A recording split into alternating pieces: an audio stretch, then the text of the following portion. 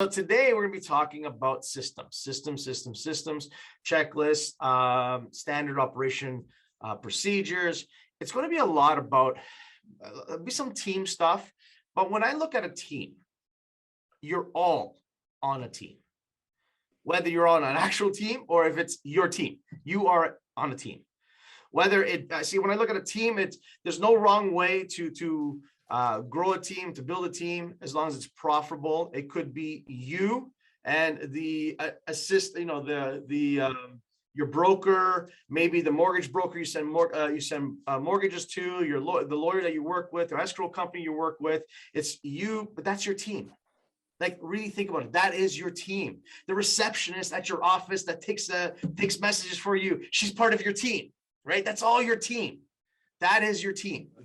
Right. And as some of us, we may have a team where, you have an assistant or a virtual assistant, or maybe you have a marketing coordinator on your team, or an inside salesperson, right? You may have an outside salesperson on your team. You might even have your own HR department, right? So there's no wrong way to build out a team as long as it's profitable. Okay, real key, it's profitable. So today I'm going to jump into a few scenarios of how to scale your business. Because at the end of the day, when we talk about team, the whole purpose behind it is to scale your business, right? And to scale your business, it really starts off by streamlining your operations, streamlining everything that you do in your business. Right? It's having the procedures all written out and putting it down. Say, hey, what do we do to generate leads? Like, what is the process? And having every step written out. What's the process when we have a lead? What do we do for that lead? What's that process? What's that process to qualify the lead, to make sure that this is actually someone that we can work with right now? Right? What's your process for a buyer presentation, a listing presentation? What are those checklists that you've put together, during the presentation? What do you do when you actually have that buyer under contract as a buyer agency agreement, and now you're going to be showing them homes? Or what do you do when you have that listing agreement? What's the process once you've got it under contract, or once you in that escrow period? Close the transaction. What do you do after the transaction with the clients, right? What do you do to keep them, raving fans? There's a lot, right? There's a lot. And I'm saying, all my single agents like, Danny, I actually need to have a checklist for like each one of those procedures. I go, yes, because to scale a business is to follow the same process over and over and over again. We have to treat the process like a McDonald's French fry. Who here has had a McDonald's French fry? Anybody? I'm sure everyone has. Okay. Have you ever tried McDonald's French fry in a different city, a different country? What do you guys notice? It tastes exactly the same. They're exactly the same. Exactly the same, right? So why is that the case? Because they follow the same process. It's the same temperature in the oil, same amount of salt that they put on it, same type of potatoes that they're going to use. It's the same processes all the way around. And that's how you have to look at your business. If I want to scale my business, my standard operating procedures must be the same. So everyone on the team understands that this is what we're going to do. This is where we're at, right? So I wrote down a few things, right? A few things here. So the average agent, is taught to sell and master making money, but they rarely are taught on how to be effective CEOs to run a sellable business, because that's the key. Is you want to be in a position that I can sell your book of business.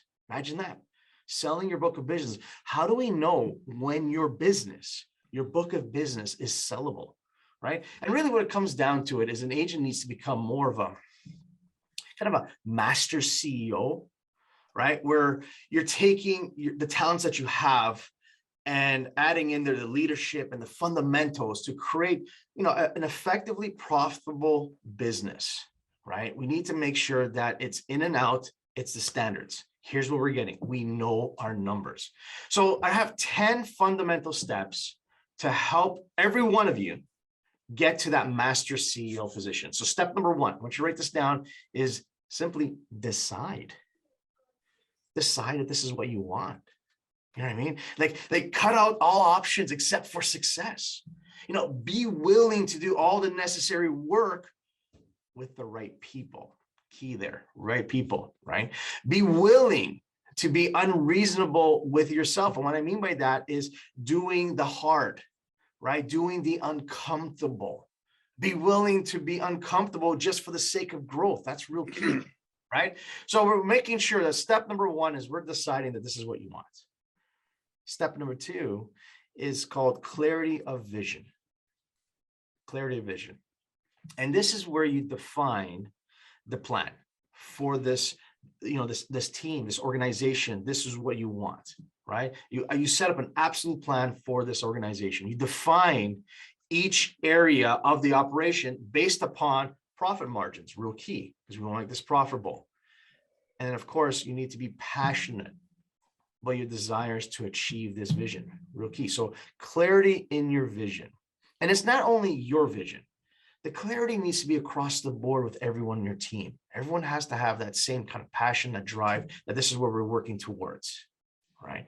Step three is kind of take an inventory of yourself and where you are right now, right? Just kind of step back and look at it and say, okay, if my mission is this and it's not happening right now, this is what I want, but it's not really going there right now. That what Tom talks about, here's my goal and my actions are taking me this way.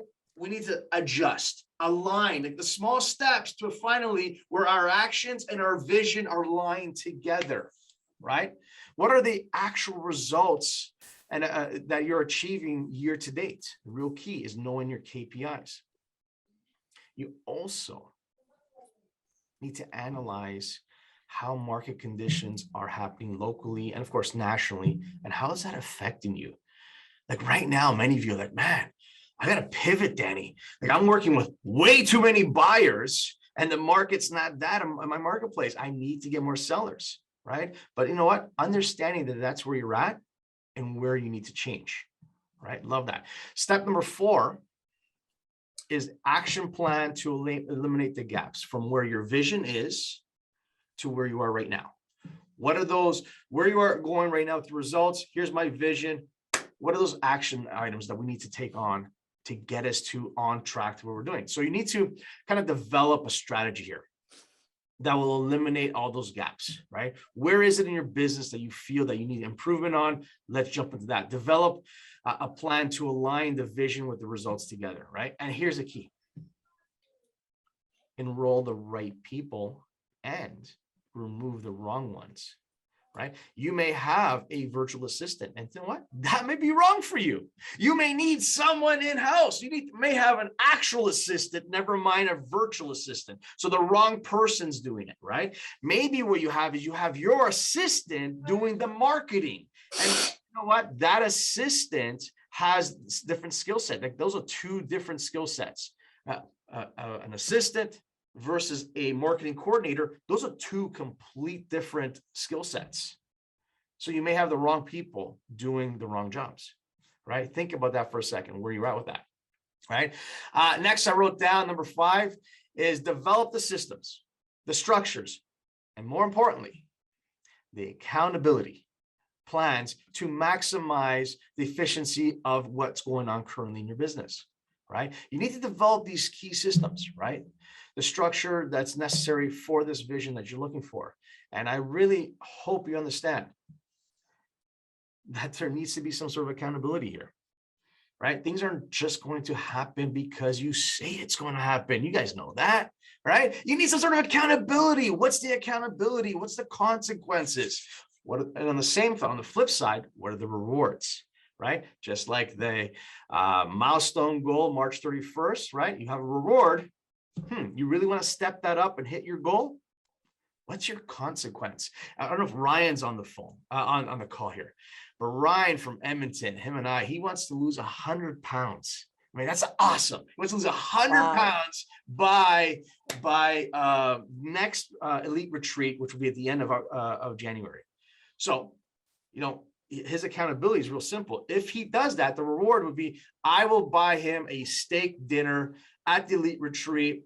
Him and I go out, doesn't matter. I don't care what it costs. We're going to go buy a steak dinner. If he wants to get some Wagyu steak, I'm good with that. That's the reward. You know what the consequence is? He has to eat cat food on stage. That's the fun part. It's on stage in front of at the elite retreat, eating cat food. Now, is that a consequence? That sucks big time, right? But you know what? He's determined. He wants to lose his 100 pounds. This is important to him. And I agree, it is important, right? And I know he's going to do it. I'm going to be paying that steak, and I'm okay with that. That's what it is. So what are the accountabilities or the consequences that you have to make sure that you hit your numbers? Okay. Next, I wrote down number 6 is leverage of liabilities and assets. So basically, identify key assets and ensure the maximum results for those assets, right? If you have a top agent on your team that's an asset to your team, right? Beautiful. And it may not even be an agent. It could be a ISA. It could be an assistant, even a virtual assistant that's truly amazing. Are you maximizing the results, right? Could be a lead generation system that you're working. Like when you look at your numbers, like, Danny, I kill it with expireds. Like I kill it with expireds, right? Awesome. Are you maximizing? Are you putting enough time in it? You know, your database is huge. Like I get people that are saying, hey, Danny, I kill it with for sale banners, but then when I look at their business, they have 1 for sale banners and 40 database sales. I'm like, yeah, I think you got your priorities wrong. I don't think you're keeping track of your numbers, right? You're killing it with your database, but you're not spending the time in your database, right? So look at those numbers objectively. Don't just say you're good at something just because you happen to do a couple of deals from it that week. Really look at your numbers, identify those key assets that you're using, right?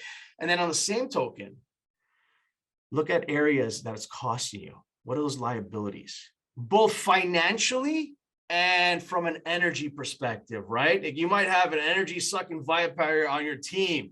That person may need to be let go. I'm just saying, right? If there's way too much liability there and energy, you may want to change who you have on your team, right? Real key. So leveraging of liabilities and assets is number 6. Number 7, I wrote down, is working to win by design. Think about this, right? Identify the day-to-day structure that's necessary to hit your goals, to hit that vision. You know, complete daily, weekly, even quarterly plans. And here's the thing is, this is the plan I have, but this is the results I'm getting. So you really have to identify, hey, what's working, what's not, right? You need to practice becoming highly efficient with your skill set. And here's my favorite part. Write this one down. Outsource all important items that do not require your skill set. Let me just say that again. Outsource all important items that do not require your skill set. Okay. So you don't need to be involved in the transaction. You are a salesperson. Go do what you're good at, right? Stop getting involved with your admin people. Okay. Number 8 is mental discipline. Remove all obstacles in the most efficient way possible. Align your passion to ignite yourself daily, right? So mental discipline, being on this call, mental discipline. Thank you. I really appreciate all of you being on this. I really, really do. Demand more of yourself than others demand of you. Write that one down. Demand more of yourself than what others demand of you. Right? Be that example. I have a lot of conversations about that. It's like, it's easy to tell people what to do, but why don't you just show them how it's done? Be that most efficient you, right? And then the last one here is lose the need for OPA, other people's approval. Screw that. You know what you're doing. You don't need their approval. Forget about that. Just go for it. Right. And number 9, I wrote down is analyze, adjust, and forecast. So I'm going to go quickly here. I got 2 more. So analyze, adjust, and forecast. So this is basically simple, is schedule the adjustment times, write out and analyze the results that you find, real key. Forecast how to adjust. the activities to be better matched to your results. Make adjustments rapidly waiting versus just waiting on it. And the last one I wrote down here is number 10, realign, redesign, and recommit until the mission is mastered. So master the skill set that's required, adjust quickly to redesign anything that needs to be changed, develop that strategy, the skills for moving your ship back on course. Because here's the thing, is you're always off course. Did you know that? Did you know, like when you fly from Toronto to LA as an example, right? It doesn't matter where you're flying. You're like 90% of the time off course.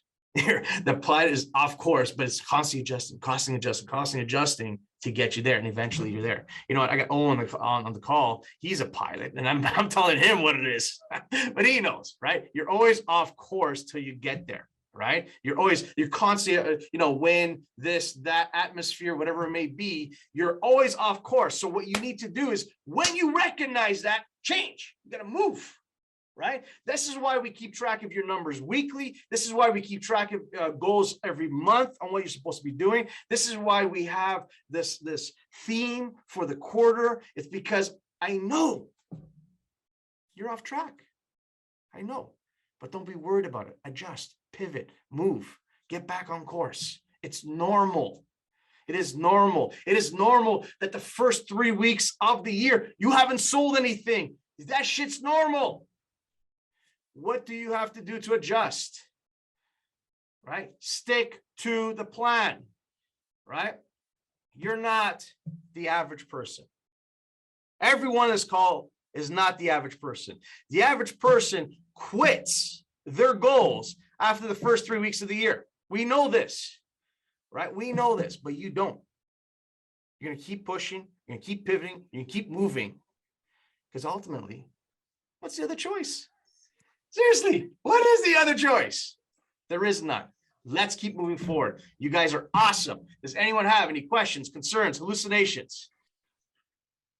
All good. All good. All right. So we know what time it is, baby. What time? So let me ask you, what day is today? Money-making day. That's right. It's a money-making day. What do you have to do in your business right now to get you aligned to your goals? You guys are awesome. I'll talk to all of you tomorrow. Thanks so much. Danny.